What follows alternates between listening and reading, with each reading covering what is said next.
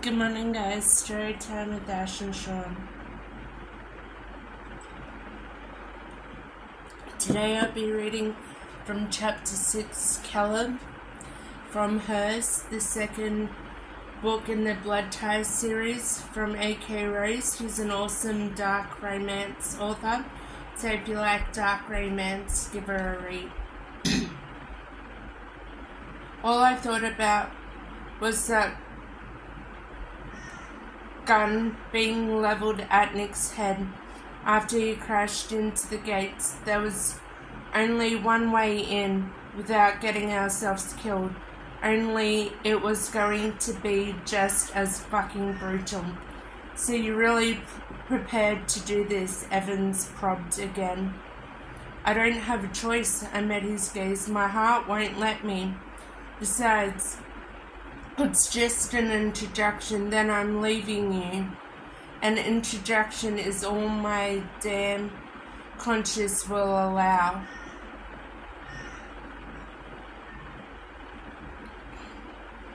I knew what even that small thing was costing him, and it had nothing to do with money. Evans stared at me for another moment. Then he grabbed his drink and downed the rest of the contents. Then I guess we're about to walk into the lion's den.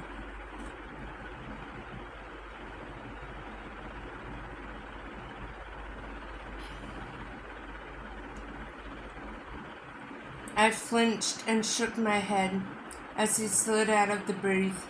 You don't have to. You saved my ass back in college more times than I'll ever admit. You think I'm about to bail on you now?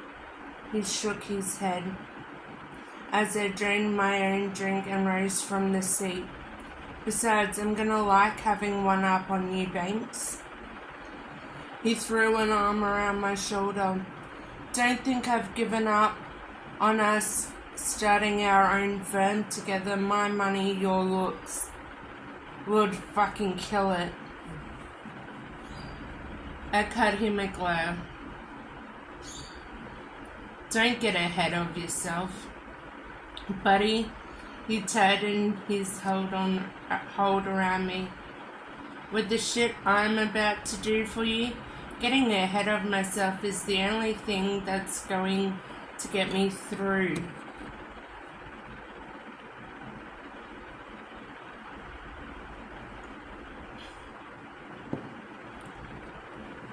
I let him make his jokes as I placed my empty glass down on the napkin with the waitress's number. He was on the phone as we walked out, calling in favors, a whole lot of them. When we stepped out of the bar, he lifted his hand, motioning for his driver. Evans came from old money, the kind that was taken for granted, and it showed.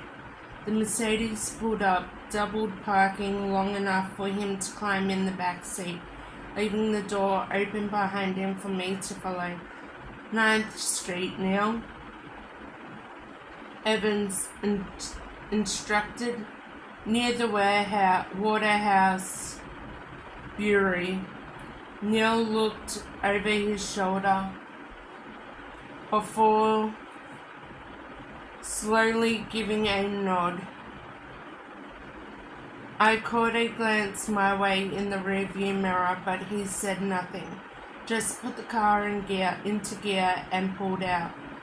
Evans stared out the window in silence. It was a heavy silence. I knew what I was asking, which is why I'd never expect him to come.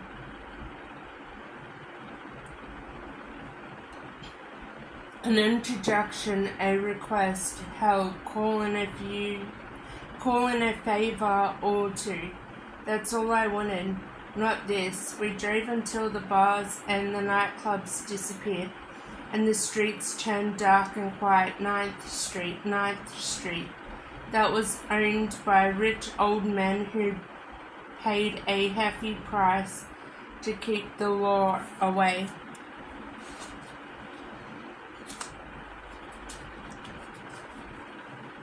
The driver pulled up outside a building and parked. None of us moved. The sound of the engine filled the silence until, with a slow, hard exhale, Evans muttered, "Well, it's time to sell ourselves." Then he yanked the door handle and climbed out. I followed, closing the door behind me as the car took off once more. With every step, that emptiness bloomed up from deep inside. I drew on everything I had, every ounce of pain and rage, fixing on the betrayal of my father as I headed to the security manned front door with Evans. We were stopped, IDs checked, and patted down before the heavy black door was unlocked and we were allowed entrance. Once inside, we handed over our phones and keys to a waitress, waiting meekly at the door. We placed our things on the silver tray before the waitress left, taking them toward the back room. They'd be locked away, leaving our minds to capture every perverted act that happened in this place. Deep, throbbing music filtered in through the back room, the sound drawing my gaze until Evans gave me a nudge in the side.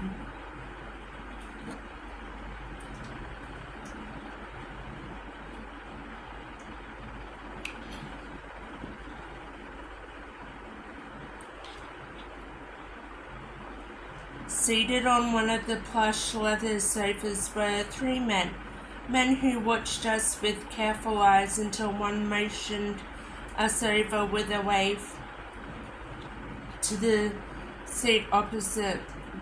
I swallowed hard, my damn heart thudded as Evans took a step forward, and I forced myself to follow. Darkness and sin smothered this place. The waitress neared with the same damn tray, only it this time were two tumblers of top-shelf scotch. I knew by experience only the best for the Hale Club. I took the drink, praying they didn't notice the shake of my hand when I drank. Evans, Killigan, Dare nodded, motioning to the seat opposite before he turned that piercing stare my way. "Banks, long time no see." His voice softened. "We were all very sorry to hear about the passing." I ground into my teeth as a flinch came in the corner of my eye. Hating that my mum had ever had a place in his sick goddamn mind, still I gave a nod and forced myself to answer. "Thank you. Please, Dare mentioned to the seat opposite. Sit. Let's open up some dialogue. Evans tells me you wish to come back. Our only question is why." He crossed his legs, but I knew it was all an act, just like everything was in this place. A cry tore free from the back area of the club. Short, painful, followed by a slap. This place. This fucking place.